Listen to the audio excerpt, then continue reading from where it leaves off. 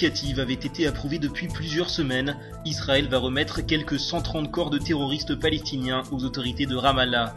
Par ce geste fort, l'État juif souhaite ainsi adresser un nouveau message de paix en direction de l'autorité palestinienne dirigée par Mahmoud Abbas. L'opération, qui intervient peu de temps après des entretiens entre officiels israéliens et palestiniens, doit être finalisée dans les prochains jours. L'année dernière, Israël avait accepté de transférer les restes de 84 terroristes, mais le plan avait été gelé suite au tollé provoqué par sa publication. Nombre de ces terroristes étaient responsables d'attentats kamikazes meurtriers. La nouvelle décision a suscité l'indignation des associations de familles des victimes. C'est un nouveau projet de loi américain qui devrait faire date. À Washington, le Sénat examine actuellement la possibilité de renforcer considérablement l'aide fédérale en direction d'Israël. Une aide d'un niveau sans précédent qui constituerait le point d'orgue d'une coopération de plus en plus étroite entre les deux pays.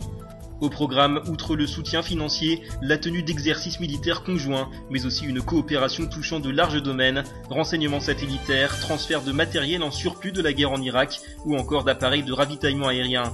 Autre dossier clé, la fourniture de F-35, l'avion de combat dernier cri dont prévoit de se doter Tsahal.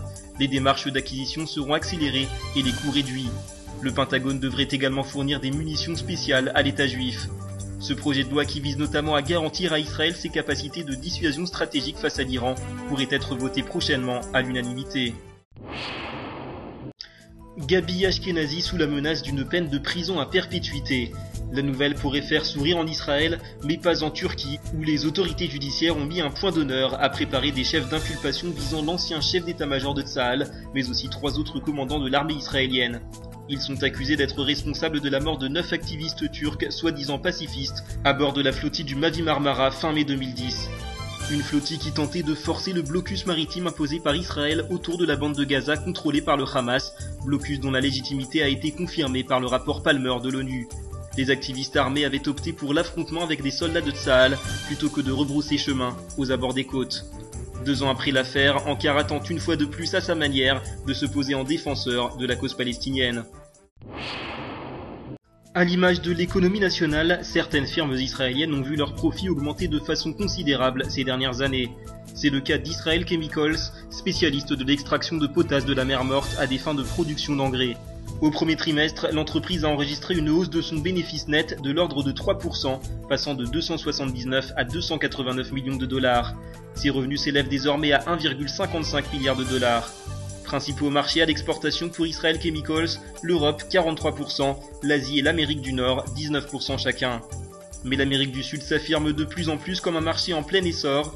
Le Brésil, pays à forte croissance et dont la demande en matière d'agriculture est galopante, pourrait bien devenir l'une des destinations privilégiées de la potasse israélienne. De quoi contrebalancer l'essoufflement du marché asiatique. C'est une nouvelle trouvaille archéologique majeure. Des archéologues israéliens viennent de découvrir un seau d'argile prouvant l'existence de la ville de Bethléem à l'époque des rois d'Israël, il y a près de 3000 ans. Bien longtemps avant que la cité de Judée ne soit connue comme la ville de naissance de Jésus. La pièce a été découverte à proximité des murs de la vieille ville de Jérusalem. On y trouve une inscription sur 3 lignes de caractères hébraïques antiques, incluant le nom Bethléem. Selon Eli Shukron, directeur des fouilles pour le compte de l'autorité des antiquités d'Israël, la marque aurait servi à sceller un envoi d'impôts en argent ou en produits agricoles envoyés depuis Bethléem au roi de Juda vers le 7e ou 8e siècle avant notre ère. À l'heure où le passé d'Israël va jusqu'à être remis en question par les détracteurs de l'État juif, cette nouvelle tombe à point pour les amoureux d'histoire juive.